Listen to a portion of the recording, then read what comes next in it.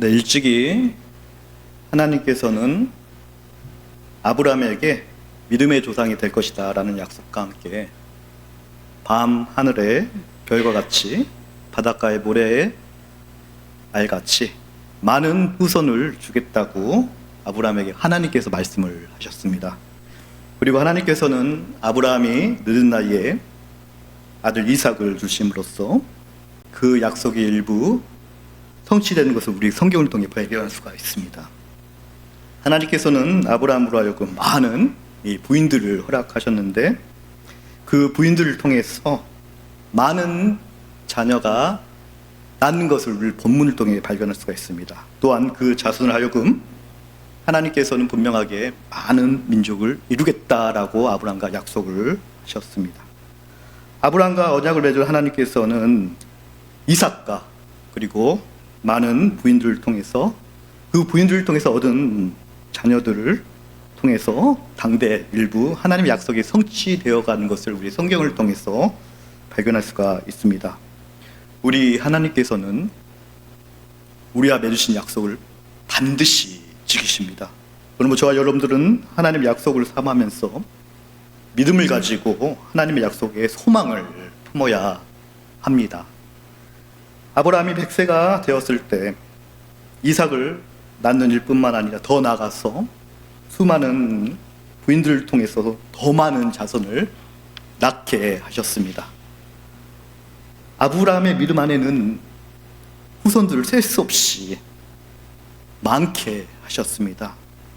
아브라함이 그토록 많은 후손을 얻을 수 있었던 이유는 하나님께서 아브라함과 약속이 있었기 때문입니다.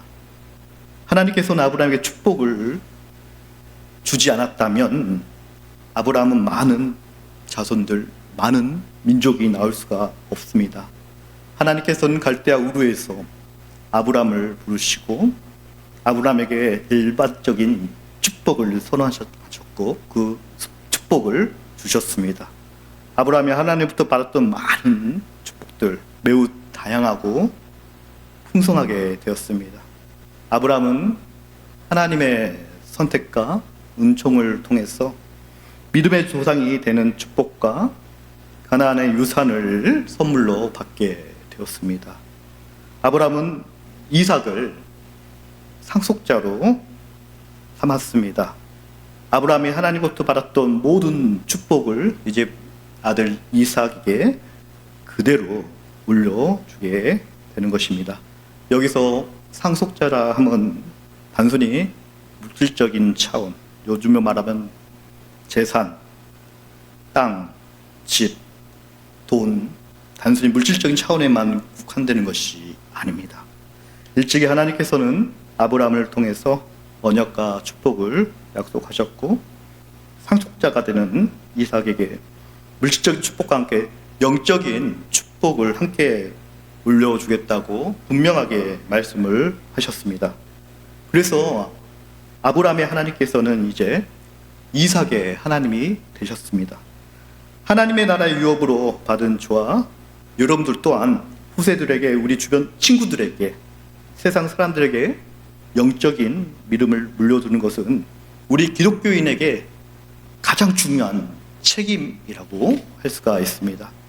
아브라함은 후처들에게 낳은 여러 자식들에게 자신의 일부 재산과 하나님으로부터 받았던 기업을 공평하게 나누어 주었습니다. 비록 후처들에게 낳은 자식들이었지만 그들도 분명하게 하나님께서 허락하신 아브라함의 자손이기에 그들에게 적당한 재물을 공평하게 돌아갈 수 있게끔 분배를 해 주었습니다. 한 사람이 모든 것을 독차지하지 않고 공평하게 나누어주는 것이 매우 중요합니다. 힘이 센 사람이 모든 것을 독식하려는 현 시대에서 부족한 사람들에게 자신의 일부를 나누어주는 미덕은 우리 하나님께서도 기뻐하시는 일입니다. 저와 여러분들도 성경을 늘 읽고 말씀을 듣고 살아가면서 세상의 물결에 휩쓸려서 다른 사람들을 생각하지 못하고 내 자신만을 생각하고 살아갈 때가 참 많습니다. 하지만 나 자신만 생각하고 이기적인 모습으로 살아가는 것은 하나님께서 좋아하지 않습니다. 점점 자기 중심적인 생각만 하고 이기적인 모습으로 살아가는 것은 하나님께서 허락하신 이 모든 것들을 이웃과 더불어서 공평하게 나누어 줄 수 있는 미덕, 가장 귀하고 의미 있는 일이라고 할 수가 있습니다. 아브라함은 자녀들에게 물질적인 유산뿐만 아니라 믿음의 조상으로서 자신이 사랑하는 자녀들에게 하나님을 공경하는 믿음과 신앙을 전해 주었습니다. 후손들에게나 주변 사람들에게나 신앙을 물려주는 것은 물질적인 유산보다 더 훨씬 더 값지고 의미 있는 진정한 유산이라고 할 수가 있습니다.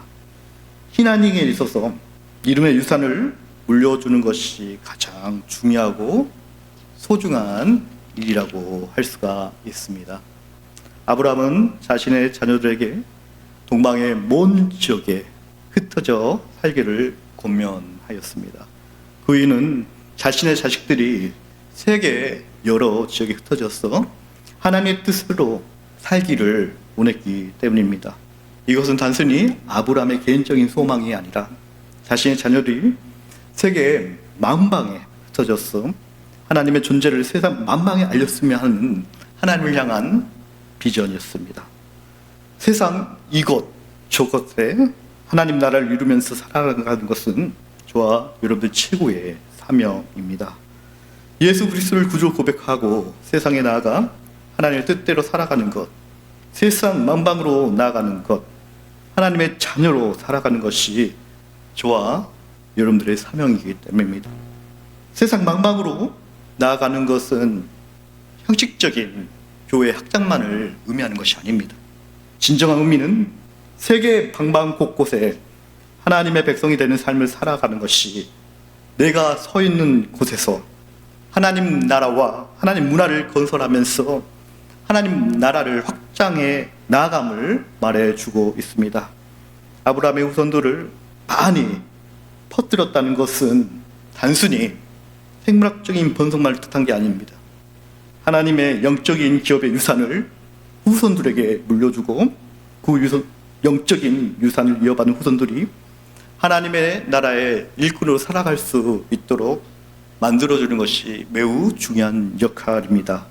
아브라함의 아들이 흩어졌다라는 것은 하나님의 일꾼들이 세계 만방으로 흩어져서 하나님의 나라를 세계 만방에 건설하겠다는 의미로 해석되어질 수가 있습니다. 바로 이것이 바로 하나님의 뜻이었습니다. 이러한 사실을 오늘날 이 교회적인 차원으로 볼 때 매우 중요합니다. 다양하고 복잡한 세상 문화 속에서 존재하고 있는 우리 교회가 적극적으로 교회의 참된 일꾼을 세상에 내보내야 한다는 거룩한 사명에 대해 이야기하고 있기 때문입니다. 다양한 선교의 장을 찾아가서 의로운 일에 개척하고 세상을 변화시키는 데 도움이 되는 교회가 참된 교회라고 할 수가 있습니다. 아브라함의 자녀가 번성하여 세상 만방에 퍼져나갔다는 의미는 영적인 자녀가 되는 저와 여러분들도 이 세상을 향하여 저 멀리 퍼져나가야 한다는 것을 말해주고 있습니다. 양적인 성장도 중요하지만 보다 중요한 것은 질적인 성장, 영적인 성장이 매우 중요합니다. 질적인 성장이 전제되어야지만 양적인 성장도 보장될 수가 있기 때문입니다. 질적인 성장이란 저와 여러분 같은 기독교인들이 참된 기독교인이 되는 것을 말합니다. 성숙함과 성화됨을 통해서 아름답게 세상으로 나아가 빛과 소금의 역할을 잘 감당해 주는 것을 말해주는 것입니다. 여러분 모두가 세상의 빛과 소금 역할을 잘 감당했으면 좋겠습니다. 더 나아가 주변 이웃들을 사랑하셨으면 좋겠습니다. 시카고 대학교에 물리학을 가르치는 찬다르 세카르 박사님이란 분이 계셨습니다. 학교 측에서 겨울방학 때 특강을 해달라는 요청을 받고 흔쾌히 수락을 했다고 합니다. 그러나 며칠 후에 다시 학교 측에서 연락이 왔는데 학생이 2명밖에 등록을 안 했기 때문에 강의를 취소할 수밖에 없다라는 통보를 받았다고 합니다. 등록한 학생들에 대한 정보를 접한 산드라 세카르 박사님은 학생 수가 적어도 상관없다. 나는 강의를 하고 싶다. 강의를 하게 해달라라고 학교에 부탁을 했다고 합니다. 그 후에 겨울날 바람의 도시라고 불리는 시카고에서 눈보라와 차가운 바람을 헤쳐가면서 160km, 아마 서울에서 대전까지 거리, 이 2시간의 거리를 달려서 일주일에 2번씩 한 주도 빠짐없이 강의를 했다고 합니다. 그로부터 10년이 지났는데 1957년에 노벨 물리학상 수상자로 이정다오 양전이라는 학생이 결정되었습니다. 이 두 사람이 바로 찬드라 세카르 박사가 가르친 학생이었습니다. 그런 노벨상을 받고 이렇게 이야기를 합니다.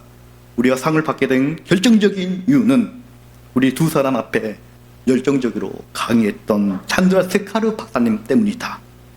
그들을 가르쳤던 이 찬드라 세카르 박사님도 역시 1983년 노벨 물리학상을 수상하였다고 합니다. 여러분, 사람보다 귀한 존재는 없습니다. 아무리 꽃이 아름답다고 해도 사람보다 아름답지 않습니다. 우리 예수님께서는 한 명의 잃어버린 양을 찾기 위해서 잃어버린 한 마리 양을 찾는 데 소홀하게 행동하지 않으셨습니다. 한 사람의 가치를 중요하게 생각하고 그 한 사람을 진실로 사랑하고 헌신한다면 거기로부터 위대함이 시작될 수가 있습니다. 복음 전파, 전도하는 것, 길 잃은 양을 끝까지 품에 안고 있는 목자의 마음처럼 하나님을 떠난 세상 사람들을 향하여 사랑을 가지고 찾아 나서는 것, 이게 바로 우리 하나님께서 우리에게 원하시는 모습입니다. 복음 전파, 전도, 잃어버린 한 영혼을 찾아 구원하시는 거룩한 행임을 기억하시고 저와 여러분들도 항상 마음속에 열심으로 동참을 해야 합니다. 한 사람의 가치를 중요하게 생각하시고 그 한 사람을 위해 헌신하는 사람이 바로 우리 원미도교회 성도님 되시기를 축원드립니다. 위대함은 바로 사랑으로부터 시작됩니다. 저와 여러분들이 지금 하나님을 믿는 이유는 100여 년 전에 우리 대한민국 땅에서 복음을 전하고 빛도 없이 이름도 없이 일생을 바쳤던 우리 선교사님이 계셨기 때문입니다. 당시 우리 조선에는 조선이라는 나라는 그들 선교사님들에게 해준 게 하나도 없습니다. 백인 귀신이라고, 눈이 파랗다고, 말을 잘못한다고 매를 때리고 놀리고 조롱하고 아픔만 주었습니다. 그러한 고통 속인 상황 속에서도 수많은 이방인 선교사님들은 자신과 아무런 상관없는 조선이라는 작은 나라를 사랑하고 조선에 살아가고 있는 백성들을 사랑했고 그들을 구원이라는 위대한 소망을 품고 고통과 아픔 속에서도 조선 사람을 사랑하고 그들을 기도하고 소망하였습니다. 한 예로 1892년 민누아 선교사라는 부부가 이 낯선 위 조선 땅에 도착을 했습니다. 그는 결혼을 하고 한국 땅에 왔기 때문에 자녀가 없었습니다. 한국에 들어와서 6년 만에 첫 아들을 얻었다고 합니다. 그런데 안타깝게도 아들이 태어난 지 8개월 만에 하나님께서 데려가셨습니다. 그리고 그 아이의 시신은 그 선교사의 무덤 양화진에 묻혔습니다. 그리고 3년이 지나서 또 아이가 생겼습니다. 드디어 둘째 아이가 태어났는데 안타깝게도 단 하루 만에 하나님께서 데려가셨습니다. 그리고 둘째 아이도 양화진에 묻혔습니다. 1년이 지나서 두 아이를 잃은 이 슬픔을 못 이기고 자신이 사랑하는 아내도 세상을 떠나게 되었습니다. 이제는 양아지냐는 땅에 자신이 목숨보다 사랑했던 세 사람, 사랑하는 아내, 두 아이가 모두 양아진에 묻혔습니다. 이 모든 일을 지켜보던 한 조선 사람이 이 민노아 선교사님에게 질문을 합니다.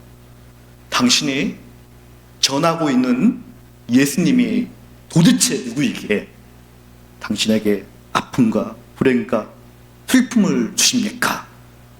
이 질문에 이 민노아 선교사님은 대답하듯이 찬송가 가사를 지어서 찬양을 불렀다고 합니다.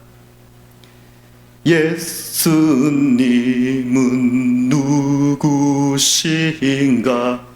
우는 자의 위로와 없는 자의 풍성이며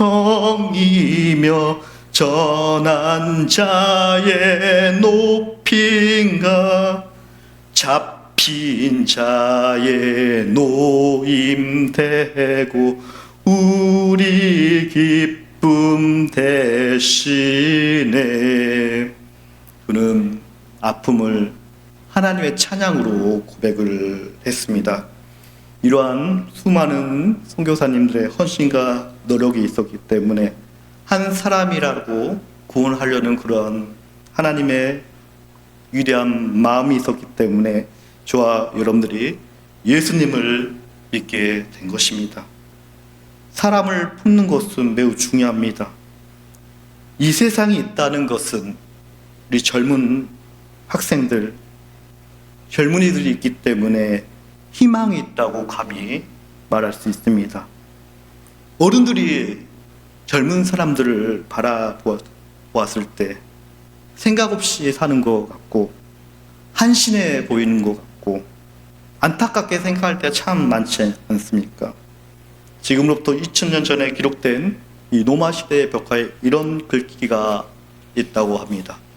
이 글귀를 요즘 말로 해석해 보면 요즘 어린 것들은 싸가지가 없다. 여러분들 2000년 전 어른들도 그때 당시 젊은 사람들을 보고 한심하게 생각하고 걱정스럽게 바라보고 안타깝게 생각한 것은 마찬가지였습니다. 그렇게 한심하고 걱정스럽고 안타까운 보이는 이 젊은 사람들이 문화를 일구고 문명을 일구고 기술을 발달시켜서 지금 현 시대에 이르게 되었습니다.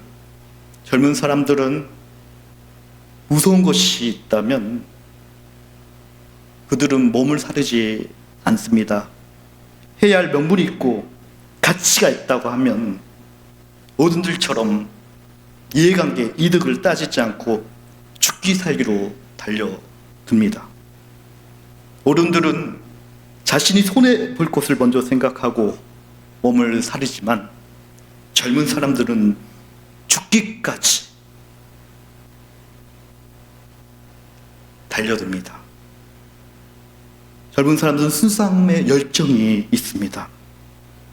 젊은 사람들은 뭔가 주장하는 말에 대해 이해관계를 떠나서 거짓 없이 진실한 것을 말을 합니다. 그리고 그에 맞는 행동을 합니다. 예를 들어서 일제시대 때 우리 대한민국이 일본의 나라를 뺏겼을 때 가장 먼저 앞장서서 만세 운동을 했던 사람은 누굽니까? 10대, 20대 학생들이었습니다. 6.25 전쟁 때 나라를 구한 사람이 누구였습니까? 나라를 구하고자 꽃다운 청춘을 전쟁터에서 희생을 한 젊은 청년들이었습니다. 6.25 이후 대한민국의 경제가 성장하는 이유가 무엇이겠습니까? 바로 나라를 살리고자 하는 수많은 젊은이들의 희생과 헌신이었기 때문에 오늘날의 대한민국이 이렇게 성장을 했습니다. 여러분, 이 젊은 사람들은 약하지 않습니다. 다만 강함을 드러낼 수 있는 계기가 없기 때문에 약하게 보일 뿐입니다. 이러한 젊은 사람들에게 여러분들은 무엇을 해 주시겠습니까? 이제는 우리 마음이 바뀌어야 됩니다. 우리는 학생들을 바라볼 때 아무것도 못하는 아이로 바라보는 것이 아니라 희망의 존재로 바라보시길 바랍니다. 신앙적인 양육을 잘 인도하고 그들을 기도의 일꾼으로, 영적인 일꾼으로 성장시키는 것이 저와 여러분들의 소망인 줄 믿습니다. 우리 대한민국은 너무나 작은 나라입니다. 약한 나라입니다. 30년 전만 해도, 일본과 비교해서 미안하지만 30년 전만 해도 일본과 우리 대한민국의 경제력 차이는 20배 차이가 났습니다. 현재는 일본과 대한민국은 3배 차이로, 20배에서 3배 차이로 줄였습니다. 하지만 지금도 강대국에 끼어있는 약한 나라입니다. 그렇다고 여러분들이 우리 후손들에게 약속의 서러움만 물려주시겠습니까? 여러분, 우리 성경을 보십시오. 하나님께서 함께하면 모든 것이 가능합니다. 어린 다시 골리앗을 이겼습니다. 이집트에서 포로 생활을 하던 약한 이스라엘 민족들이 당대 최고의 나라 애굽에 대항하여 출애굽을 했습니다. 우리나라도 30년 만에 일본과 20배 차이는 경제력 차이를 3배 차이로 줄였습니다. 1인당 GDP, 순수 연봉은 오히려 우리나라가 일본 사람들보다 더 많이 받는 시대로 변했습니다. 이 사실에 대해 세계 많은 사람들은 한강의 기적이라고 우리나라의 그런 문화와 그런 경제력에 대해서 배우려고 노력을 하고 있습니다. 여러분들, 무엇보다도 수많은 우리 기독교인들이 나라를 위해 눈물의 기도가 있었습니다. 자녀를 위해 밤새도록 그들을 위해 해줄 것은 경제적으로, 물질적으로 못해준다 해도 영적으로 자녀를 위해 기도하면서 영적인 유산을 주기 위해서 노력을 한 그러한 모습들을 여러분들 젊었을 때 모습 흔하지 않습니까? 그러한 눈물의 기도가 있었기 때문에 하나님께서 함께 하셨기 때문에 가능했습니다. 현 시대 우리 기독교인들이 우리 교회를 위해서, 우리의 나라를 위해서 가져야 할 가장 중요한 사명은 무엇이겠습니까? 그것은 믿음의 후손을 낳는 것입니다. 기도하는 후손을 키우는 것입니다. 교회 학교를 성장시키는 것입니다. 복음 전파를 하는 것입니다. 하나님을 의지할 수 있는 믿음의 영사를 세우는 것입니다. 바로 하나님께서 원하시는 것은 어려운 것이 아닙니다. 내 주변에 있는 사람들을, 그들을 사랑하고 하나님의 위대한 가치를 전하는 모습만으로도 우리 하나님께서는 여러분을 기쁨으로 바라보시고 계십니다. 바로 이게 우리 기독교인의 사명 아니겠습니까? 젊은 사람들이 있다는 것, 그 자체만으로도 희망입니다. 오늘 특별하게 구역장 우리 성도님들 많이 모이셨습니다. 여러분들 구역원 사랑을 전하시고 따뜻한 말 한마디가 그들의 영혼을 살리는 것입니다. 여러분들, 작은 행동이지만 하나님 나라 안에서는 보배 같은 행동입니다. 모습입니다. 그런 작은 모습들이 모인다고 하면 분명하게 원미동교회는 하나님의 위대한 가치를 실현하는 아름다운 교회가 될 수 있습니다.